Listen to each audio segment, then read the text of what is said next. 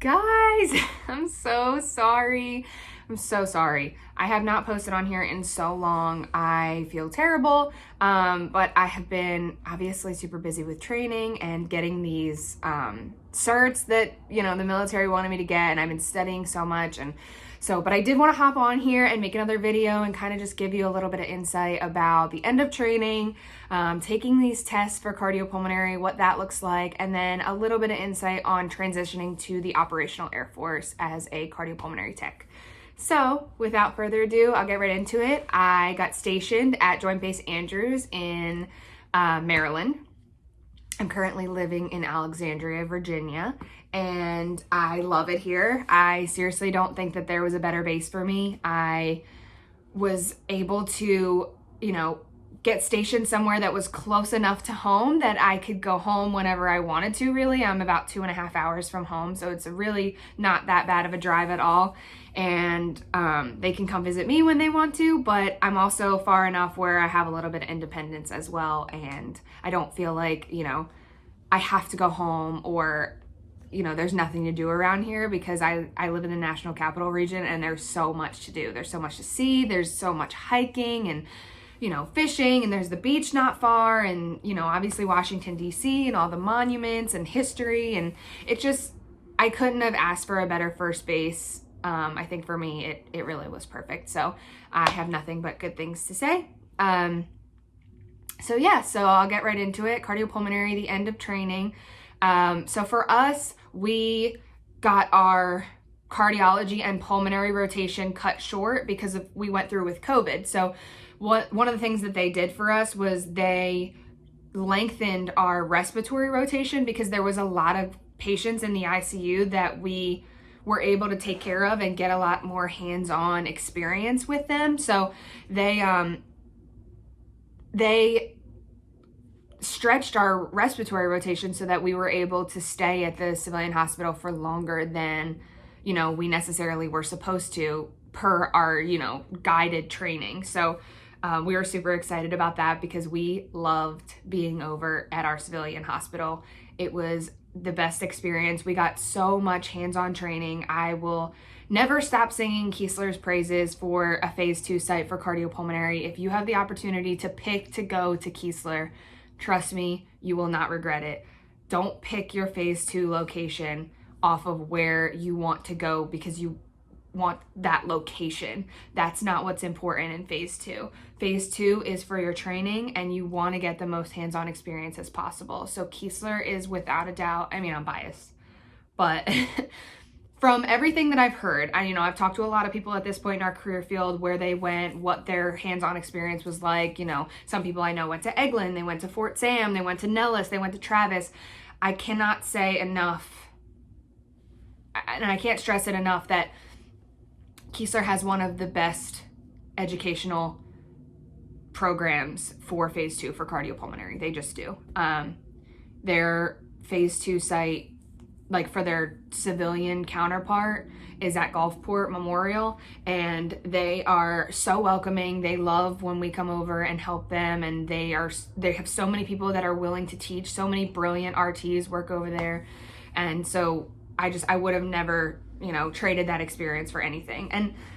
And I'll say it again, like, Keesler is a good base. Don't let anyone at Fort Sam that doesn't even know, they've never even been there. So don't let anyone tell you that, Keesler is not a good base, or, oh, they feel sorry for you because you're going to Mississippi and, they think it's in the middle of nowhere. No, it's on a beach. It's nice. It's 3 hours from Florida. It's like an hour and 30 minutes from New Orleans. Like, there's a lot to do around there, and you will not regret it. Trust me. So if you have the opportunity to go to Keesler, I highly recommend. But so with that being said, we were over at Memorial for all of those months, and we got so much hands-on training that I feel really good going into even getting a civilian job at this point. So what happens is you do your respiratory rotation, and then you go do your cardiology and your pulmonary, or vice versa, whatever your Phase II location does. Sometimes they do clinic on the front end and respiratory on the back end, or vice versa. So either way, whatever, you're gonna get those 8 months or so of hands-on training for cardiopulmonary, which you really need, because After that, you're going to take your CRT, you're going to take your RRT, and then some bases are requiring you to take your CCT. So their CRT is your Certified Respiratory Therapist license. That is the first license that you take to become certified to be a respiratory therapist. So with the civilian world versus the military world, the civilian world needs, credentials, right? So they need RNs and BSNs and, doctors, DOs, MDs, whatever. So they need all of those credentials that they get from the boards, from the NCLEX, from whatever, to do their job, right? You can't just walk in and be like, I want to be a nurse and apply for a job. No. But the military is a little bit different. So they train you in what they feel like that you need to do your job, and then you're able to do your job in this military setting. So for us, for being respiratory therapists, technically we don't have to get any of these jobs, any of these certs to do our jobs in the military, because military medicine is, covered under this weird branch that I'm not even going to get into because it's hard and complicated to understand, and that's not what this video is about. But just know that all of these credentials that we're getting and we have the opportunity to get are going to do nothing but escalate you to be able to either get out or have all of these amazing, accomplishments, to better yourself. So technically you don't need any of these, but the military, our career field manager has done an amazing job of making sure that we are getting these certs and these licenses and these registries so that we are setting ourselves up for the best success. So I'm super thankful that she is making us do that, because while it is tough and it's really challenging, it's only going to benefit us in the long run and make us better RTs, because we have studied so much to get these registries. So like I said, you're going to take your CRT, your RRT, and your CCT. Your CRT is your Certified Respiratory Therapy license. Your RRT is your Registered Respiratory Therapy license. So in order to take your RRT, you have to pass your CRT with a certain high cut, it's called. So you take your CRT, and whatever test score you get, hopefully it's high enough to then be eligible to take your RRT. Your RRT and your CRT is more of a it's all multiple choice, and it's all written. So, and then your RRT is called the clinical simulation exam. So it literally will run you through 22 simulations of, patients that you would get in the ER or in the ICU or whatever. And you have to basically recognize what's wrong with them, interpret data. So they're going to give you a blood gas analysis, and then you have to put in tidal volume and things like that into their ventilator. You have to set up their ventilator and make sure that what an appropriate setting would be for that patient. So it sounds like a lot, but your training is going to set you up for nothing but success, and hopefully that you start to study and take it seriously and put as much effort into it as you can, because it's only going to benefit you. I know people that have taken the CRT multiple times. I know people that have taken the RRT multiple times, and I will tell you this, they are very expensive exams. They're $200 a piece. The military will pay for you to pass one time, which means that if you take the CRT and you fail, they're only giving you that voucher that one time, but you have to get these certs. You're mandated to get them. So if you have to take it again, that $200 for the CRT alone is coming out of your pocket. Now, say you pass the CRT the second time with the low cut. You didn't get the high cut. You have to take it again, and it's your own money that you're taking it with. So another $200 coming out of your pocket to then try and take it to get the high cut, so that you're eligible to then take the RRT, which is also mandated through our career field. So you have to take both. So my best advice to you is take it seriously. Study. Take the time to do all of the practice, questions. And Keesler has amazing resources. We had the best preceptor there for, years and years, and he was cardiopulmonary before he transferred over to the civilian world to then be the preceptor at Keesler, and he's retired now. So, you're not going to have the the pleasure of meeting Mr. Crandall, but he was honestly just the best. He made so many resources for us. He took care of us and made sure that we had all of the things that, you know, we could have to be set up for success. And I will tell you, my class blew the CRT out of the water. Like, we had people, we all passed the first time, which doesn't happen a lot. You know, it's very common that you hear that people take these tests more than one time. I know that RRT, they said, is like a 60% fail rate. So that's a really, really high fail rate for the first time. So we had all of these resources that we were given from Mr. Crandall and from our schoolhouse, and we felt really prepared, and we killed both of these tests. Every single one of us has taken our CRT and our RRT, and we all passed the first time, and we didn't have to like put any money out of pocket, technically, to take these tests. So yeah, so then you get your CRT, you get your RRT, and then you get something called your CCT. I don't know if this is going to apply to future classes, because from what I hear, they may be like working this out, but I have my CCT. I got it in November of this past year. So November of 2020, I got mine. Unfortunately, the CCT is your certified cardiology tech cert. I'm going to be honest, that one doesn't really, once you get your RRT, for me, like getting my CCT was kind of like a step down from the money that I could be making in the civilian world, if that makes sense. Like, not to discredit CCT at all, but to me, if I was going to get a job in the civilian world, it wouldn't be to use my cardiology cert. It would be to use my respiratory cert, because I would get more money in that field than in my cardiology tech. I think I could be like an EKG tech, or one of those, I forget what they're called, but they read all the monitors in the ICU.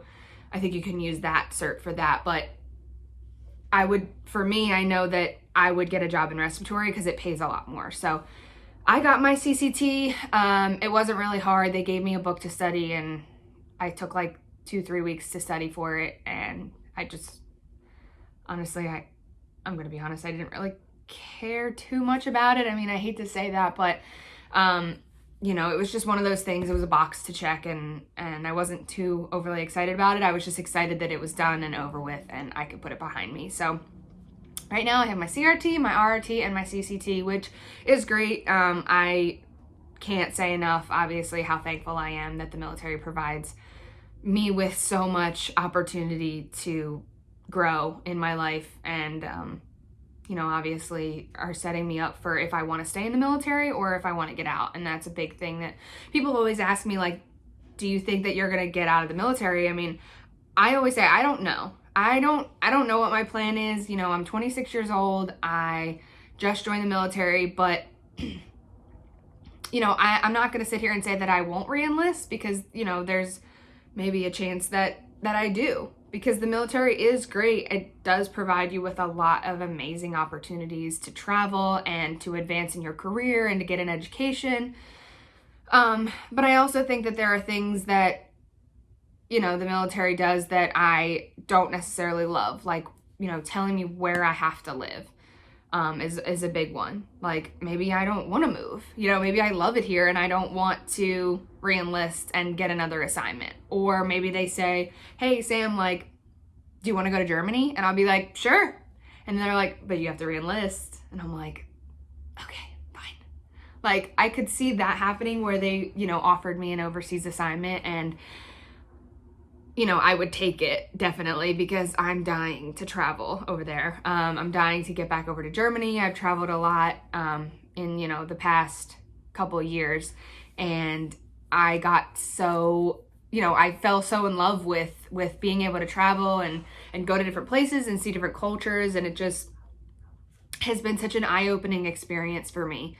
So I definitely think if I was given the opportunity to go to Germany or even Alaska, people say Alaska is beautiful. I don't know if I could deal with like it being dark for so long, but they say that it's incredible, and people that live over there just love it and sing its praises, and they don't ever want to leave. So I don't think that I would pass that opportunity up if I was given it. So yeah, I don't know if I'm gonna re-enlist. I don't know what the future holds for me, but I never, set myself up for, saying I'm going to definitely do one thing. I just kind of leave it open and say whatever the opportunities that are presented to me are, I'm going to, make the best decision for that point in my life, because you're always changing, you're constantly moving and shifting, and, things don't always suit you anymore in life. So you just kind of have to adapt and overcome, and,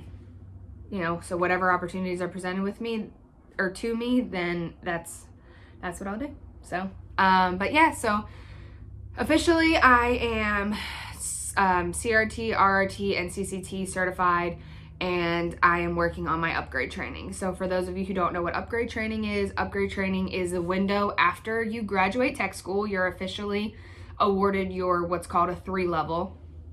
And the military has levels for each of the skills, or like, I guess the skill level is what it is that you have based on your rank, your time that you've put in, and like how many things that you've accomplished to then show them that you're competent in your job. So right now I'm a 3-level, it's an apprentice basically is what it's called. And so you go through this thing called upgrade training. For other career fields, they have these things called CDCs that they have to complete. We don't have CDCs. So once we get our credentials, we are basically just doing on-the-job training until we meet the 6-month window. And then once we get everything done hands-on wise and get our credentials, then we're going to upgrade. But for other career fields, they're going to, you're always going to be asked like, oh, like what are your CDCs? Like how far along are you on that? And we don't have those. So, so that's kind of nice, because I hear that they're pretty challenging. It's like you have to like take tests all the time again. It's like you're in, it's like you're in training again. So we had a long enough training. They don't make us do those. So thankfully we got out of that. But so yeah, so you go into upgrade training, and then I'm in this 6-month window right now. I transferred over in September. So I have a couple more months. I think I'm projected to upgrade in April of 2021. So once you upgrade in April, then you can start to do TDYs, and you can start to get CCATT certified, which I know I've talked about in previous videos, but not in great depth. CCATT is critical care air transportation, which is basically the bread and butter of our career field. I mean, for me at least, but I know a lot of people say that is what you want to get when you go on a deployment. It's basically you're going to transfer people from, unstable facilities or smaller facilities that need more medical attention. You're going to transfer or transport them to usually like United States facilities like Walter Reed, where I'm working at right now, or Wright-Patterson, or Fort Sam, Houston at BAMC. So you'll transfer them or transport them over to these facilities that they're able to get continuation of care. If they have to have surgery, or they need like a specialist or something that they can't get over there, wherever they are, we transport them over. So usually you get CCATT missions out of like Germany. So that's one of the things that I'm super excited about. I hope that I can get a CCATT deployment to Germany, and so that I can get over to Europe again. But yeah, so in April, in March, I guess, it's like the end of March, early April, I'm projected to upgrade. And then I already have TDYs, which is temporary duty yonder, is what that stands for basically. And it basically just is you go and you get training at another facility, and then you come back. So, but it's only like, a certain amount of time that you're over there. So that's why it's called temporary duty yonder. So I already have my CCATT initial and my CCATT advanced. It's 2 courses that you have to go through. You have to go through initial, and then obviously you have to pass advanced to then get CCATT certified. So I'm going to go to them, and then I'm also going to go to this thing called C-STARS, and that's for critical care for adults. So it's just more training that the military is offering us for critical care for, if we're downrange and we have to take care of somebody that's wounded, or maybe even just like taking care of the critical care patients in the air. So it's like I said, it's just more training that the military is offering us, which is amazing.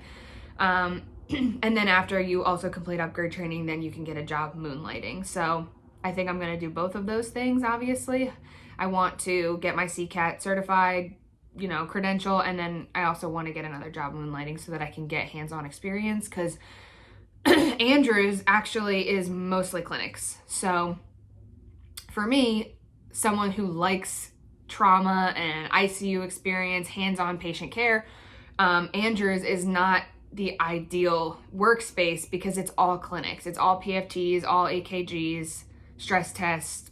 You're not going to see that critical care or critical patient that, I'm used to seeing with working in the ICU. So I definitely think for me, I'm going to get another job. Not only does that benefit my skills, but it also benefits my pocket. And so I'm definitely not complaining about that. But yeah, so I think that that's everything that I wanted to cover. I hope that you guys find this informational. I know that there are people that have reached out to me personally at this point, and I'm so grateful for you guys, that you're sticking with me while I just go on a 7-month hiatus and not, post anything. But I promise to try to be better about posting more content for you guys. I actually am looking at getting like a vlogging camera or something of the sorts that I can kind of take you through a day in the life of cardiopulmonary while I'm doing respiratory, and kind of show you a little bit of what a respiratory therapist does in that setting. And then I can do the same for my clinic work as well, as long as my leadership is okay with it. So thank you guys for watching. I really appreciate it. And if there's any questions that you have, going forward, or if there's anything that just pertains to you and it's a personal question, feel free to reach out to me on my Instagram. It's Sammy_Clark. It's 1M. I'll link it below. So have a great day and stay safe.